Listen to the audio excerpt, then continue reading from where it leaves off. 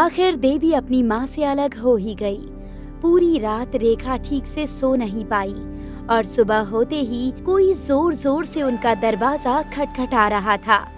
चंदन, अरे अरे ओ चंदनवा, अरे जरा देख तो दरवाजे पे कौन है रे। हाँ अम्मा। चंदन ने दरवाजा खोला तो वहाँ पंडित जी थे। पंडित जी परेशान थे। देवी, देवी कहाँ है? हमको कैसे पता होगा? देवी तो मंदिर में थी ना। देवी मंदिर में नहीं है। का मतलब मंदिर में नहीं है? कल रात तो वो मंदिर में ही थी ना। कल रात हम उसे कमरे में बंद कर दिए थे, पर आज सुबह वो कमरे में नहीं थी और खिड़की भी खुली थी। हमको लगा शायद वो भागकर ही घर आई हो। नहीं पंडित जी, वो तो यहाँ नहीं आई। चलिए उसे ढूंढते हैं। हाँ हाँ चलो। तभी चंदन ने अपनी पत्नी को घूर कर देखा। अगर इसमें तेरा कोनो हाथ रहा ना रेखा, तो बताए देते हैं, हमसे बुरा कोई नहीं होगा। अरे पहले जाकर हमारी बेटी को तो ढूंढिए। चंदन और पंडित जी देवी को ढूंढने के लिए निकल गए। यहाँ घर पर रेखा को घबराहट हो रही थी। कहीं देवी को कुछ हो ना गया हो, हे भगवान। अरे काहे सुबह सुबह गला फाड़ के रो रही है? हम कहे थे ना, हमारी बेटी को हमारे पास ही रहने दीजिए। अब देखिए। अरे कुछ नहीं हुआ है तेरी बेटी को, वो यही कहीं होगी, मिल जाएगी। तू अपना ये रोना धोना बंद कर और हमारे लिए चाय बना। रेखा की सास को तो देवी की कोई चिंता ही नहीं थी। यहाँ पर पंडित जी और चंदन मुखिया जी के पास पहुँचे। क्या हुआ? सवेरे सवेरे आप दोनों यहाँ? देवी गायब है। का मतलब गायब है? कल उसे कमरे में बंद किए थे, पर आज सुबह देखा तो वो गायब थी और खिड़की भी खुली थी। वो घर भी नहीं है मुखिया जी। तू अपनी मेहरारू से पूछा? कहीं उसने तो देवी को गायब नहीं किया? नहीं नहीं मुखिया जी, इस बार उसका कौनो हाथ नहीं है। ठीक है, बच्ची को ढूंढ लेंगे। रंगा, मुन्ना, पप्पू। मुखिया जी ने अपने सेवकों को बुलाया और सबको अलग अलग जगह बच्ची को ढूंढने के लिए भेजा। और हम सब मिलकर उसे गांव के घरों में ढूंढते हैं। तुम उत्तर की तरफ जाओ पंडित जी, और हम दक्षिण में जाते हैं। ठीक है मुखिया जी। अरे भाई, तुमने मेरी बेटी देवी को कहीं देखा है क्या? नहीं देखा भाई। और भाभी आपने? नहीं भैया जी, नहीं देखा। सुनो रमेश, तुम्हें देवी कहीं दिखी क्या? नहीं मुखिया जी, पर मामला क्या है? आज सुबह से देवी गायब है। पता नहीं इतनी छोटी बच्ची जा कहाँ सकती है। अरे यही गांव में ही होगी। मैं भी उसे ढूंढने की कोशिश करता हूँ। एक साथ कई लोग देवी को ढूंढ रहे थे, पर किसी को देवी के बारे में कोई खबर नहीं मिल रही थी। यहाँ घर पर रेखा देवी के बारे में सोच सोच कर परेशान हो रही थी। माँ, देवी कहाँ गई होगी? पता नहीं बेटा, मुझे डर लग रहा है, कहीं उसके साथ कुछ बुरा ना हो गया हो। माँ तो माँ और बेटी तो बेटी, दोनों की दोनों एक समान हो।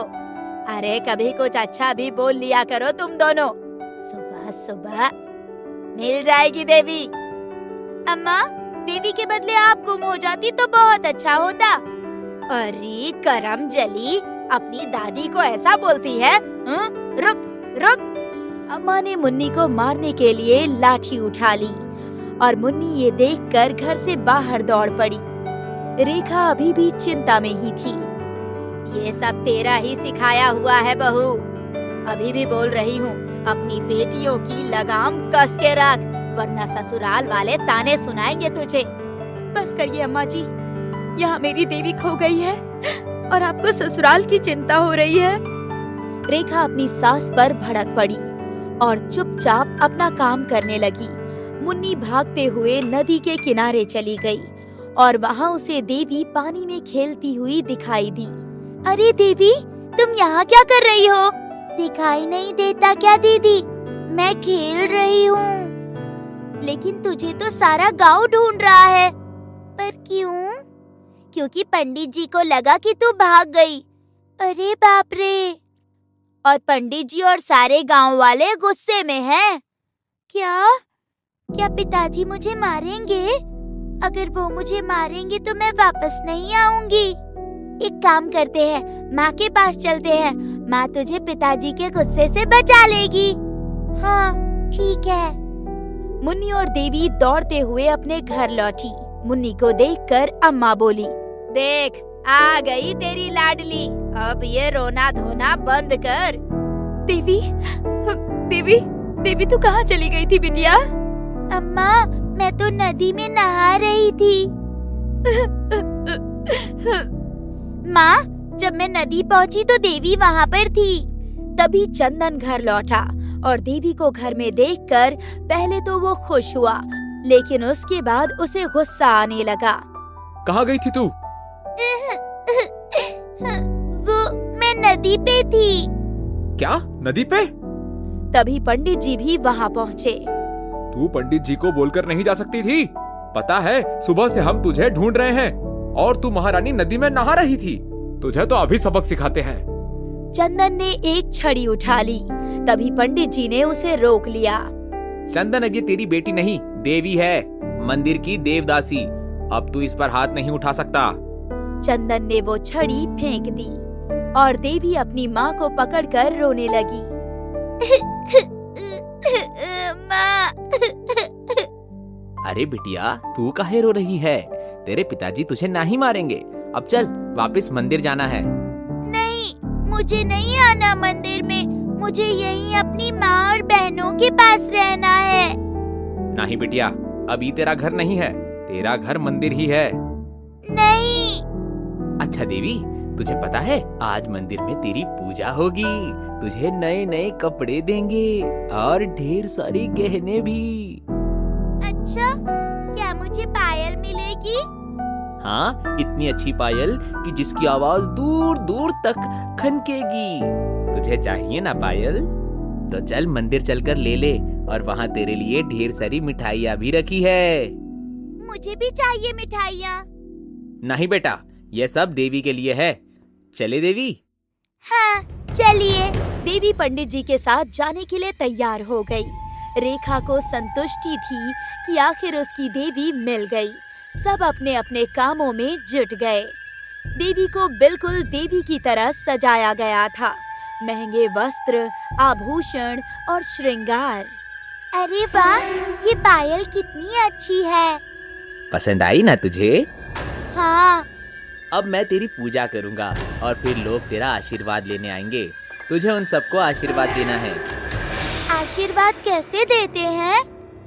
कल्याण हो, ऐसा बोलना। कल्याण हो, ठीक है। देवी को ये सब कुछ बहुत अच्छा लग रहा था।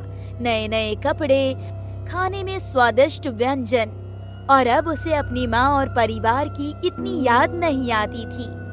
कुछ देर बाद समारोह शुरू हुआ। पंडित जी ने पहले देवी की मूर्ति की पूजा की और फिर नन्ही देवी की, और उसके बाद लोग नन्ही देवी से आशीर्वाद लेने आने लगे। लोग नन्ही देवी के पैर छू रहे थे। कल्याण हो, कल्याण हो, कल्याण हो। देवी को ये सब किसी खेल की तरह लग रहा था।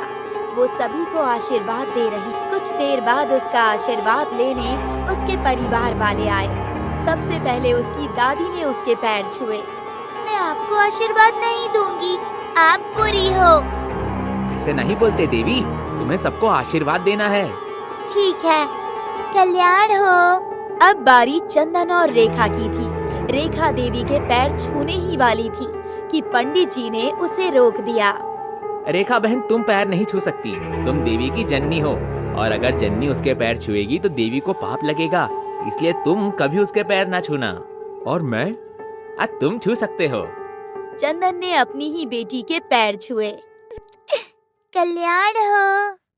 देवी ने खुशी खुशी सबको आशीर्वाद दिया। समारोह खत्म हुआ।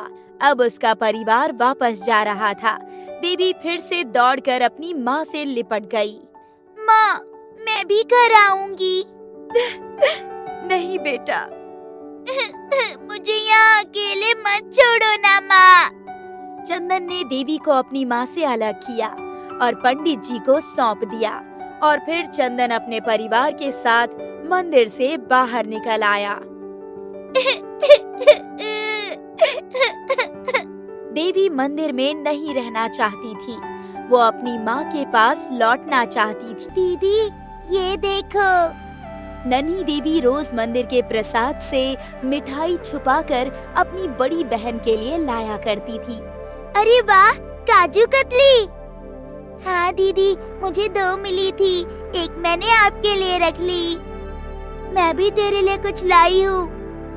क्या दीदी? तेरे पसंद की कच्चा आम। नन्ही देवी ने झट से वो आम ले लिया। देवी, तुझे कोई तकलीफ तो नहीं है ना? नहीं माँ, पर मैं वापस घर कब लौटूंगी? ये तो मुझे भी नहीं पता। बहुत जल्द। अक्सर देवी रेखा से एक ही सवाल पूछा करती थी कि वो वापस घर कब लौटेगी, और रेखा उसे यही जवाब देती थी कि बहुत जल्द। और रेखा कर भी क्या सकती थी, वो लाचार थी। देवी दिन भर मंदिर में रहती। पंडित जी देवी को मंत्र और श्लोक सिखाया करते थे। ओम भूर्भुवः स्वहा तत्सवितुर्वरेण्यं भर्गो देवस्य धीमहि धियो यो नः प्रचोदयात्। ओम भूर्भुवः स्वः तत्सवितुर्वरेण्यं भर्गो देवस्य धीमहि धियो यो नः प्रचोदयात्। और इस तरह मंदिर में देवी को काफी चीजें सिखाई जाने लगी। हर दिन सांझ की आरती के बाद गांव वाले देवी का आशीर्वाद लेते थे और सारे शुभ कार्य भी देवी के हाथों से ही करवाते थे। यहाँ तक कि छोटे बच्चों का नामकरण भी देवी ही करती थी। देवी के परिवार का गांव में मान सम्मान बढ़ गया था। अरे देवी की अम्मा, जरा इधर सुनो तो। हाँ दीदी, बोलिए। कल हमारे नए घर का गृह प्रवेश है, आप अपने पूरे परिवार के साथ जरूर आइएगा। जी, जरूर आएंगे। उस औरत के जाने के बाद पहले तो इसने कभी हमें अपने घर पे नहीं बुलाया, अब क्या हो गया? और क्या होगा बेटवा, अब हमारी पोती देवी है ना, तो लोगों को हमें मान सम्मान तो देना ही पड़ेगा ना। एक वक्त था अम्मा, जब आपको उस पोती से नफरत थी। अरे हम काहे नफरत करेंगे हमारी पोती से, हमें तो बस इस बात का मलाल है कि हमारा कोई पोता नहीं है। काश चंदनवा ने दूसरा ब्याह कर लिया होता, तो कम से कम इस वंश को वारिस तो मिल जाता। अरे अम्मा, अब वापस शुरू मत हो जाओ, अब सब कुछ ठीक हो गया है। हमरे बड़े खेतों से हमारी कमाई बढ़ गई है, घर में 4 पैसे ज्यादा आ रहे हैं, खुश रहो। काहे बीती हुई बातें लेकर बैठी हो? अभी देर नहीं हुई है बिटवा, तू दूसरा ब्याह कर सकता है अब भी। हमको नहीं करना कोनो ब्याह, हम खुश हैं और तनिक हमको खुशी रहने दो। अरे हम तो तेरे भले की बात कर रहे थे। अम्मा आज भी चंदन के पीछे लगी हुई थी दूसरे ब्याह के लिए, पर चंदन अम्मा की बातों पर ध्यान नहीं देता था। यहाँ मंदिर में पंडित जी एक नर्तिका को अपने साथ लाए। देवी, ये सुधा जी, भरतनाट्यम की बड़ी शिक्षिका, आज से ये तुझे नृत्य सिखाएंगी। अरे वाह, मैं नृत्य करूंगी, फिर तो बहुत मजा आएगा। पर पंडित जी, मुझे नृत्य क्यों सीखना होगा? ताकि तुम भगवान जी की कथाएं अपने नृत्य से लोगों तक पहुंचा सको। कथाओं पर भी नृत्य होता है? हाँ देवी, और मुझे यकीन है कि तुम बहुत अच्छा नृत्य करोगी। वो तो मैं करूंगी ही। तो चलो शुरू करते हैं। और उसी दिन से सुधा जी देवी को नृत्य सिखाने लगी। देवी को नृत्य करना बहुत पसंद था, वो बहुत तेजी से नृत्य सीख रही थी। अरे वाह देवी, तुमने तो बहुत जल्दी ये सीख लिया। हाँ, और कल मैं ये अपनी दीदी को भी सिखाऊंगी। तुम्हारी दीदी? हाँ, मुन्नी दीदी, वो रोज मुझसे मिलने आती है। ठीक है, सिखा देना। सुधा जी को अब तक पता नहीं था कि देवी का कोई परिवार भी है। वो सोचती थी कि देवी अनाथ है और अकेली है, इसलिए मंदिर में है। सुधा जी ने पंडित जी से इस बारे में बात की। पंडित जी, देवी का तो परिवार है, तो वो यहाँ क्यों है?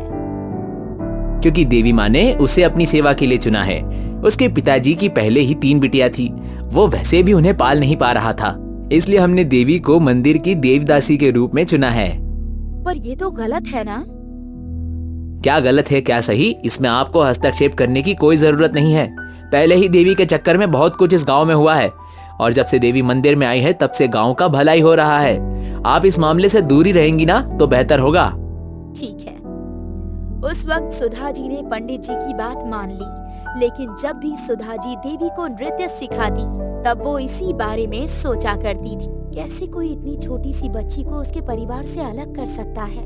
सुधा जी को देवी के लिए सहानुभूति थी, इसलिए वो अक्सर उससे बातें किया करती थी। तो देवी, आज क्या नया किया?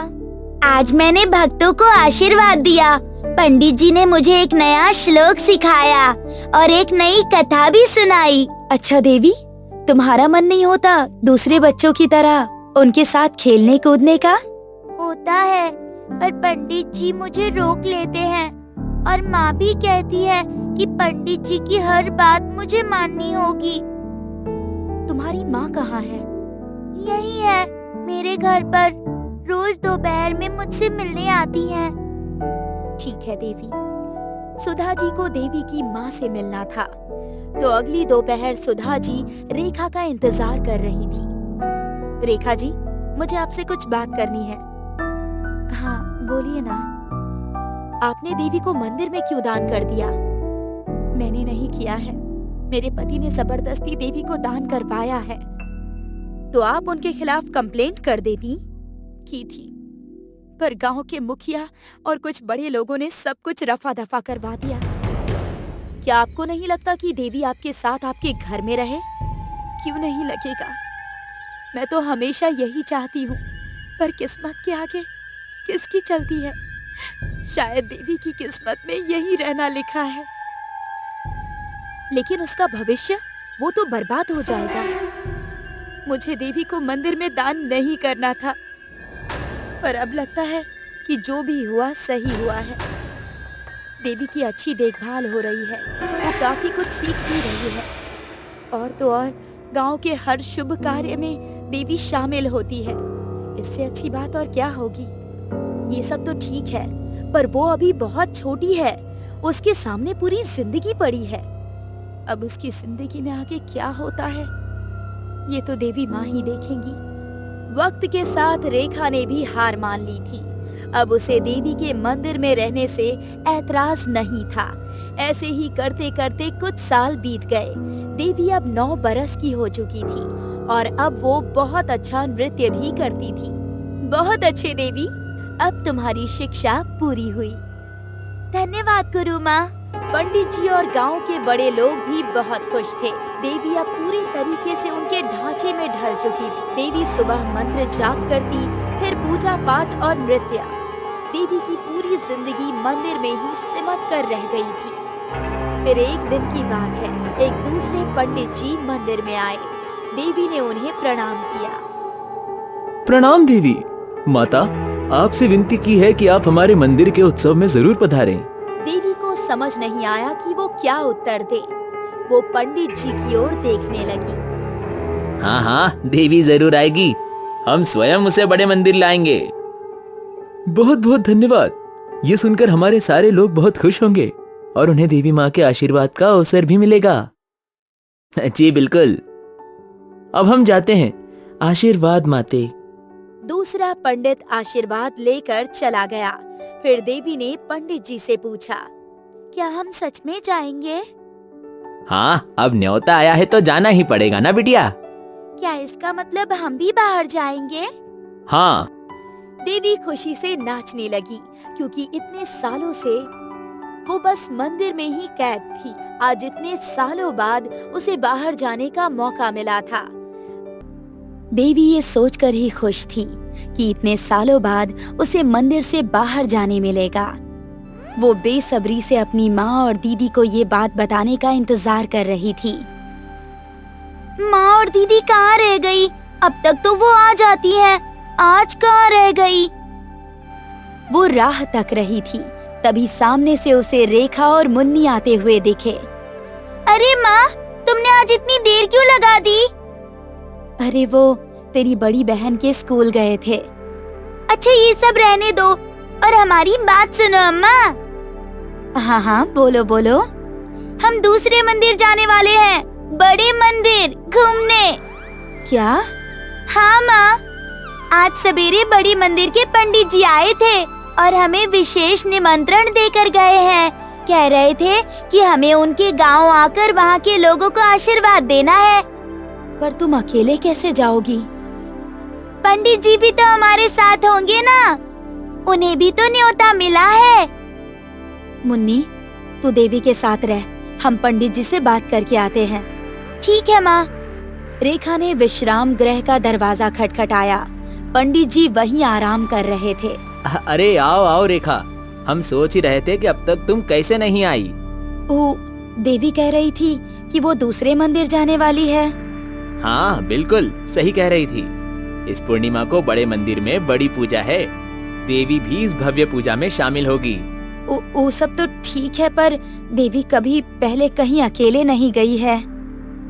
पर वो अकेली कहाँ है, हम है ना उसके साथ। और वैसे भी एक दिन की तो बात है रेखा, हम सवेरे 6 बजे जाएंगे और सांझ 8 बजे तक लौट भी आएंगे। पर पंडित जी। इतनी चिंता ना करो रेखा, अब देवी तुम्हारी बेटी ना है, अब वो मंदिर की बेटी है और देवी माँ हमेशा उसका भला ही करेंगे। रेखा मायूस होकर वहाँ से चली गई। रेखा का उतरा हुआ चेहरा देखकर मुन्नी ने उससे पूछा, क्या हुआ माँ? कुछ नहीं। माँ, हमारे उत्सव में जाने से खुश नहीं हो क्या? ऐसा नहीं है बिटिया, हमें तो बस इसी बात की चिंता है कि वहाँ तुम अकेले रहोगी और उत्सव में कितनी भीड़ होती है। अरे अम्मा, अब तुम बिल्कुल चिंता मत करो, हम बड़े हो चुके हैं। देखो, हमारा कद भी लंबा हो चुका है। धत पगलैट। देवी की मासूमियत ही रेखा के चिंता का विषय था। रेखा को हमेशा देवी के लिए डर लगा रहता था, क्योंकि वो उससे दूर थी। घर आने पर रेखा ने ये बात चंदन को बताई। देवी उत्सव में जाने वाली है, बड़े मंदिर। ये तो अच्छी बात है ना। पर वहाँ वो अकेली होगी। अरे तू भी ना रेखा बेफिजूल की चिंता करती रहती है। अकेले कैसे, पंडित जी होंगे और वहाँ वो अतिथि है, बिल्कुल देवी जैसे रखेंगे उसे। आप हमारी चिंता का कारण नहीं समझ रहे। हमको समझना भी नहीं है, बेफिजूल खुद ही सोच सोच कर परेशान होए जा रही है। रेखा की चिंता कोई नहीं समझ रहा था। अगले दिन रेखा देवी को नृत्य सिखाने वाली सुधा से मिलने गई। मैडम जी, क्या आप बड़े मंदिर जाने वाली हैं? हाँ रेखा जी, देवी वहाँ नृत्य करने वाली है। पहली बार वो कहीं बड़े उत्सव में जा रही है, मैं कैसे नहीं जाऊंगी। बहुत अच्छी बात है, कम से कम आप तो उसके साथ होंगी। कल से ही मैं ये बात सोच सोच कर परेशान हो रही थी कि देवी अकेले कैसे जाएगी। आप चिंता मत कीजिए, मैं देवी का बहुत अच्छे से ख्याल रखूंगी। अब जाकर रेखा की जान में जान आई। अब फिलहाल उसे देवी के उत्सव में जाने से कोई ऐतराज नहीं था। पूर्णिमा के सवेरे लगभग 6 बजे पंडित जी, देवी और सुधा जी बड़े मंदिर में उत्सव के लिए निकल गए। उनके वहां पहुंचते ही प्रणाम प्रणाम, स्वागतम माते। वहां के पंडित जी ने देवी और उसके साथ आए हुए लोगों का बहुत अच्छे से स्वागत किया। माते, उत्सव शुरू होने में अभी थोड़ा समय बाकी है, तब तक आपसे निवेदन है कि आप थोड़ा आराम कर लीजिए। देवी और सुधा जी मंदिर के विश्राम घर की ओर चले गए और पंडित जी बाकी पंडितों के साथ उत्सव की तैयारियों में जुट गए। कुछ समय बाद उत्सव शुरू हुआ। देवी माँ की पूजा हुई और फिर देवी का नृत्य हुआ। देवी का नृत्य देखकर आसपास के सारे लोग आश्चर्यचकित थे। नन्ही देवी ने देवी माँ की पूरी कहानी अपने नृत्य से सबको समझाई। देवी माँ की जय, देवी माँ की जय, देवी माँ की जय, देवी माँ की जय हो, देवी माँ की जय, देवी माँ की जय। सुधा जी और पंडित जी भी बहुत खुश थे। नृत्य के बाद नन्ही देवी को देवी माँ को लगाया हुआ भोग खाने में मिला और उसके बाद सभी लोग नन्ही देवी का आशीर्वाद लेने लगे। तुम्हारा कल्याण हो, आशीर्वाद भवा, कल्याण वस्तु। नन्ही देवी खुश थी, पर बहुत दूर बैठे आचार्य जी की नजर नन्ही देवी पर थी। आचार्य जी उम्र में तो लगभग 60 बरस के थे, पर उनकी नीयत खराब थी। वो नन्ही देवी को काम वासना से देख रहे थे। कुछ देर बाद वो भी नन्ही देवी का आशीर्वाद लेने के लिए पहुंचे। देवी माँ, मुझ पर हमेशा ऐसे ही कृपा बनाए रखिए। ऐसा कहकर उसने देवी मैया के पैरों को छुआ और सहलाने लगे। देवी को आचार्य जी का छूना अच्छा नहीं लग रहा था, पर वो अभी भी छोटी है इन सब बातों को समझने के लिए। खैर, आचार्य जी वहाँ से चले गए, पर अब भी उसकी नजर देवी पर ही थी।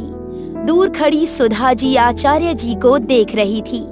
इस आचार्य की नीयत में कुछ तो खोट है। वो बच्ची को ऐसे क्यों देख रहा है? अच्छा है, हम यहाँ बस कुछ ही और घंटों के लिए हैं, वरना पता नहीं ये आचार्य देवी के साथ क्या करता। और कुछ घंटों तक देवी वही लोगों को आशीर्वाद देती रही। और संध्या की आरती के बाद देवी पंडित जी के साथ अपने गांव के लिए लौट गई। यहाँ मंदिर के बाहर रेखा देवी के लौटने का इंतजार कर रही थी।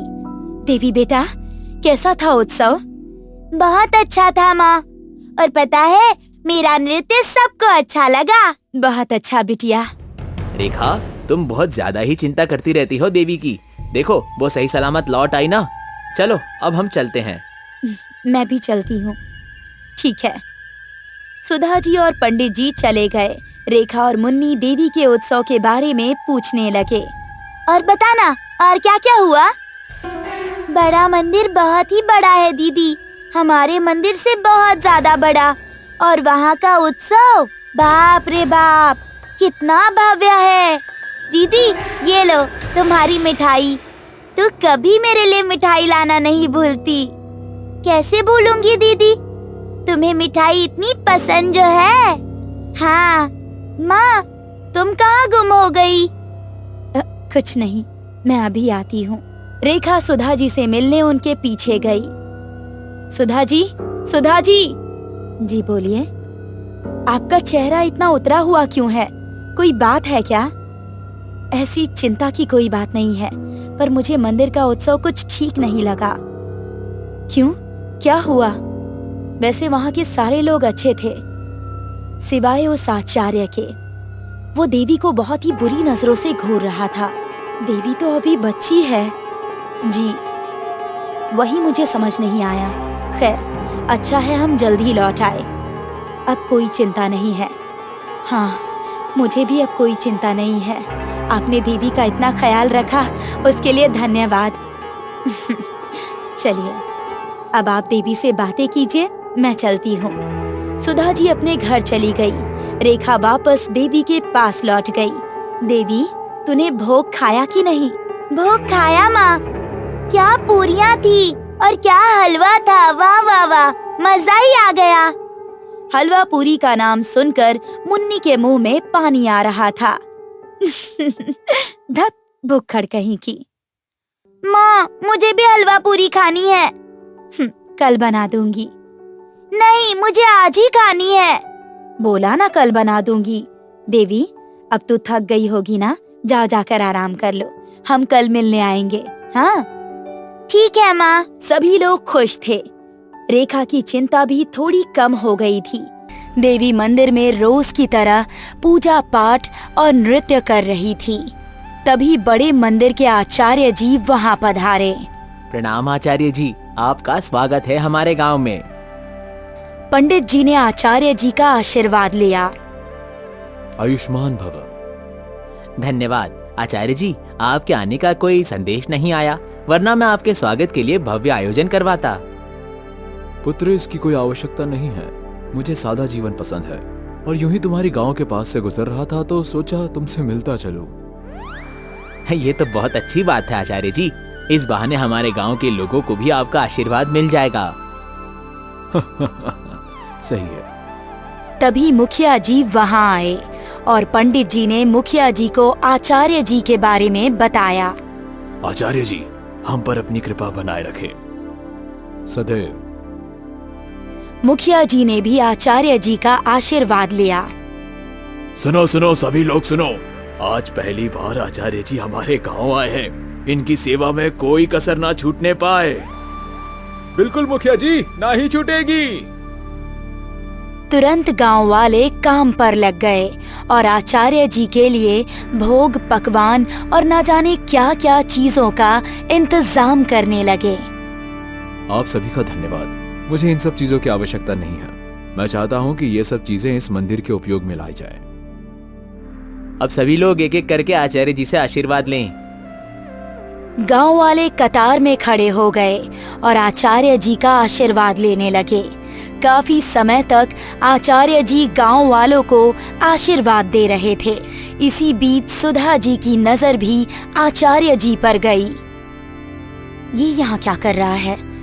उस दिन उत्सव में इसकी नजर देवी पर थी। कहीं ये यहाँ देवी के लिए तो नहीं आया? मुझे कुछ भी करके देवी को इससे दूर रखना होगा। है तो आचार्य, पर नियत में खोट है इसकी। सुधा जी देवी के पास गईं। अच्छा देवी सुनो, वो जो आचार्य जी आए हैं, तुम्हें उससे दूर रहना है। पर क्यों टीचर जी? मैं कह रही हूं ना, इसलिए तुम उनसे दूर रहोगी। ठीक है। कुछ देर बाद देवी तैयार हो गई और मंदिर के आंगन में आ गई। देवी माँ की जय, देवी माँ की जय, देवी माँ की जय। देवी मैया की जय, देवी मैया की जय, देवी मैया की जय। देवी की जय जयकार सुनकर आचार्य जी भी खड़े हो गए और देवी का आशीर्वाद लेने उसके पास गए। हे देवी मैया, हम पर अपनी कृपा सदैव बनाए रखना। तुम्हारा कल्याण हो। आचार्य जी ने देवी के पैरों को सहलाया। ये सुधा जी देख रही थी। जैसे ही आचार्य ने देवी के पैर छुए, सुधा जी ने देवी को पीछे खींच लिया। क्या हुआ? कुछ नहीं। क्या हुआ सुधा जी? कौनो परेशानी? नहीं नहीं, बस वहाँ एक कीड़ा था, कहीं देवी को काट ना ले इसलिए। आचार्य जी समझ गए थे कि सुधा जी को उन पर शक हो चुका है। यहाँ रोज की तरह दोपहर में देवी को मिलने उसकी माँ और तीनों बहनें आई थीं।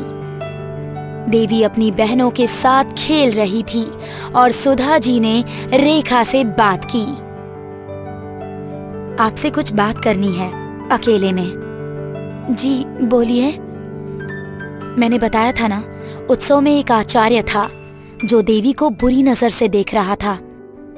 हाँ, वो आचार्य आज हमारे गांव आया है। पर क्यों?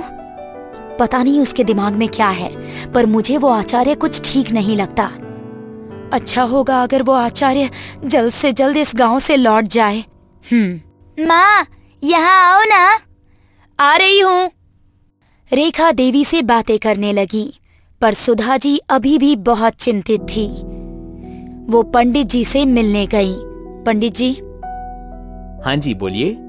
ये आचार्य यहाँ अचानक कैसे? ये तो मुझे भी नहीं पता। आज से पहले कभी ये हमारे गांव में नहीं आए थे।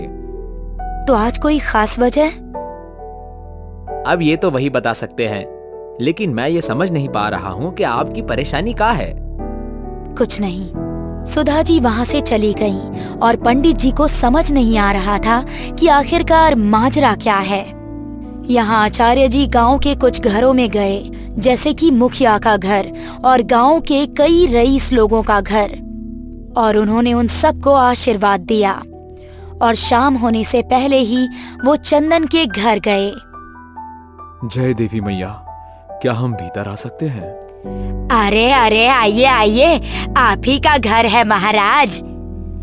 चंदन की अम्मा ने आचार्य का घर में स्वागत किया। चंदन भी हाथ जोड़कर वहाँ खड़ा था, पर रेखा थोड़ी विचलित थी। ये यहाँ क्यों आया है? पूरा परिवार आचार्य जी का आशीर्वाद लेने लगा। सदा सुखी भव। आप यहाँ मुझ गरीब की कुटिया में? हमारा तो जीवन ही धन्य हो गया। मैं तो तुम जैसा एक आम इंसान हूँ। तुम्हारा जीवन तो तभी धन्य हो गया था जब तुम्हारे घर में देवी पैदा हुई थी। वो तो है। अरे खड़ी का है, आचार्य जी आए हैं, जाके जलपान की व्यवस्था कर। जी। नहीं नहीं, इतनी तकलीफ ना करो। हम तो बस यहाँ आप लोगों से मिलने आए थे। आपकी बेटी देवी लोगों का उद्धार करने के लिए जन्मी है। जी। और मुझे यकीन है कि एक दिन वो बहुत बड़ा लोक कल्याण का काम करेगी। ये तो हमारी खुशनसीबी है कि हम देवी के माता पिता हैं। हाँ वो तो है। देवी मैया आपके परिवार पर ऐसे ही अपनी कृपा बनाए रखे। अब हम जाते हैं। जी। चंदन ने एक बार और आचार्य जी का आशीर्वाद लिया और वो अपने सेवक के साथ वहाँ से चले गए। रेखा थोड़ी देर परेशान थी कि आखिर वो आचार्य उनके घर आया ही क्यों था। मंदिर में सांझ की आरती हुई। सर्वमंगल मांगल्ये शिवे सर्वार्थ साधिके शरण्ये त्र्यंबके गौरी नारायणी नमोस्तुते। या देवी सर्वभूतेषु शक्ति रूपेण संस्थिता नमस्तस्यै नमस्तस्यै नमस्तस्यै नमो नमः। नन्ही देवी देवी माँ की पूजा कर रही थी और सारे गांव वाले वहां उपस्थित थे और साथ ही आचार्य भी। आरती के बाद आचार्य जी अपने मंदिर के लिए लौटने वाले थे, तभी वो पंडित जी से मिलने गए। आशा है कि हमसे आपकी सेवा में कौनो भूल ना हुई होगी। नहीं नहीं, बिल्कुल नहीं। मैं तो हर्षित हूँ। आपने देवी को बहुत अच्छे से शिक्षा दी है और उसकी आरती तो पूरे मंदिर में गूंजती है। जी। मुझे लगता है कि आपको देवी को बड़े मंदिर में भेज देना चाहिए। वहाँ उसकी शिक्षा और बेहतर होगी और वो सिर्फ आपके गांव का नहीं बल्कि पूरे जिले का उद्धार करेगी।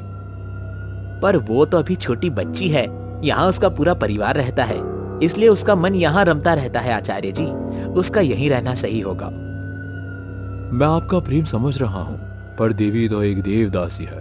उसका अपने परिवार से नाता टूटना बहुत जरूरी है, तभी तो वो भक्ति मार्ग पर पूरी श्रद्धा से चल पाएगी। मेरा सुझाव यही है कि देवी बड़े मंदिर में रहे, और सिर्फ मैं ही नहीं बल्कि सारे पंडित और आचार्य भी यही चाहते हैं। मैं तो आपको यही संदेश देने आया था। पंडित जी थोड़े स्तब्ध थे। मुझे देवी के माता पिता से इस बारे में बात करनी होगी। आराम से कीजिए, मुझे उम्मीद है कि आपका जवाब हाँ ही होगा। अब मैं जाता हूँ। जी। पंडित जी ने आचार्य जी का आशीर्वाद लिया और आचार्य जी वहाँ से निकल गए। पंडित जी और आचार्य जी की बात मुखिया जी ने सुन ली थी। अगर देवी की वजह से और लोगों का भला होता है तो उसे बड़े मंदिर में भेजने में हर्ज ही क्या है। पर वो तो अभी 10 बरस की है, इतनी दूर अकेले अपने परिवार के बगैर कैसे रहेगी? रह लेगी, समय हर चीज सिखा देता है। चलिए चंदन से बात करते हैं। पंडित जी और मुखिया जी चंदन के घर पहुँचे। चंदन, हमको तुमसे एक बात करनी है। बोलिए पंडित जी, हमें बुला लेते, हम खुद ही चले आते। आचार्य जी चाहते हैं कि अब से देवी बड़े मंदिर में रहे। क्या? ये बात सुनकर रेखा चौंक गई। उसने कभी नहीं सोचा था कि ऐसा भी होगा। नहीं नहीं पंडित जी, देवी तो अभी बहुत छोटी है। अभी तो उसके 10 बरस भी पूरे नहीं हुए हैं। मैं जानता हूँ रेखा, पर अगर वो बड़े मंदिर में रहेगी तो उसकी जिंदगी संवर जाएगी और हमारे गांव का मान सम्मान भी बढ़ जाएगा। अब गांव के सम्मान के लिए मेरी बेटी को मुझसे दूर मत कीजिए। रेखा, शायद तुम भूल चुकी हो कि अब वो तुम्हारी बेटी नहीं बल्कि मंदिर की अमानत है। भले ही वो मंदिर में रहे, पर मैं हमेशा उसकी माँ रहूंगी। चंदन, वाह, अब तुम ही अपनी पत्नी को समझाओ। जी मुखिया जी। हम जाते हैं। पंडित जी और मुखिया जी वहाँ से चले गए और रेखा दौड़कर अपने पति के पास गई। आप ही कहिए ना उनसे कि देवी को यहीं इसी मंदिर में रहने दे। हम नहीं कह सकते ऐसा। काहे नहीं कह सकते आप तो देवी के पिता हैं ना। क्योंकि हमने देवी को मंदिर में दान कर दिया है और अब वो मंदिर की अमानत है। पर मंदिर में दान करने से खून के रिश्ते थोड़ी ना टूटे हैं। एक बार कोशिश तो कीजिए, पंडित जी आपकी बात जरूर मानेंगे। चंदन बिना कुछ बोले वहाँ से चला गया और रेखा फूट फूट कर रोने लगी। अरे बहू, तू तो समझदार है। देवी बड़े मंदिर में जाएगी तो हमारे परिवार का भी नाम होगा और इसी बहाने तेरी बाकी तीनों लड़कियों को अच्छे रिश्ते मिलेंगे। उनके बारे में सोच। लेकिन देवी का क्या? उसका क्या? वो तो 5 साल पहले ही मंदिर की हो गई है, आगे भी मंदिर की ही सेवा करेगी। पर वहाँ उसके साथ कुछ ऊंच नीच हो गई तो? धत, देवी बहुत ही पवित्र जगह जा रही है, वहाँ उसका बस भला ही होगा, तू देख लेना। रेखा के मन में आचार्य जी को लेकर डर था। वो तुरंत सुधा जी से मिलने मंदिर गईं। सुधा जी पहले ही मंदिर के परिसर में नृत्य सिखा रही थी। सुधा जी, सुधा जी। जी, आप रो क्यों रही हैं? पंडित जी आए थे, कह रहे थे कि देवी को हमेशा के लिए बड़े मंदिर में जाना होगा। क्या? मुझे लगा ही था कि वो आचार्य यहाँ यूं ही नहीं आया। जब से मंदिर उत्सव में मैं गई थी, तब से ही उसकी नीच नजर देवी पर थी, पर लगा नहीं था कि वो आचार्य इतना गिर जाएगा। आप कुछ भी करके देवी को वहाँ मत भेजिएगा। मैं तो नहीं भेजना चाहती हूँ, पर मेरे पति और गांव वाले चाहते हैं कि वो वहाँ जाए। नहीं नहीं, देवी वहाँ जाएगी तो अनर्थ हो जाएगा। लेकिन हम देवी को कैसे रोकेंगे? ये भक्ति में डूबे अंधे लोग आने वाली विपदा को देख नहीं पा रहे। अब हमें इनके ही तरीके से इन्हें समझाना होगा। पर कैसे? वो आप मुझ पर छोड़ दीजिए, बस शाम की आरती में जरूर आइएगा। सुधा जी ने देवी को कुछ कहा और देवी ने उनकी बात मान ली। संध्या आरती हुई और पंडित जी ने देवी से कहा, देवी, अब समय आ गया है कि तुम बड़े मंदिर में रहने जाओ। बोलो, जाओगी ना? पंडित जी, अब तक मेरे जीवन का हर फैसला देवी माँ लेती आई है। ये फैसला भी वही ले तो अच्छा है। ये भी ठीक है, आखिरी फैसला तो देवी माँ का ही होगा। ठीक है, तो फैसला हमेशा की तरह देवी माँ ही करेंगी। तभी सुधा जी एक बड़े घड़े में चावल भरकर लाईं। लीजिए पंडित जी। धन्यवाद सुधा जी।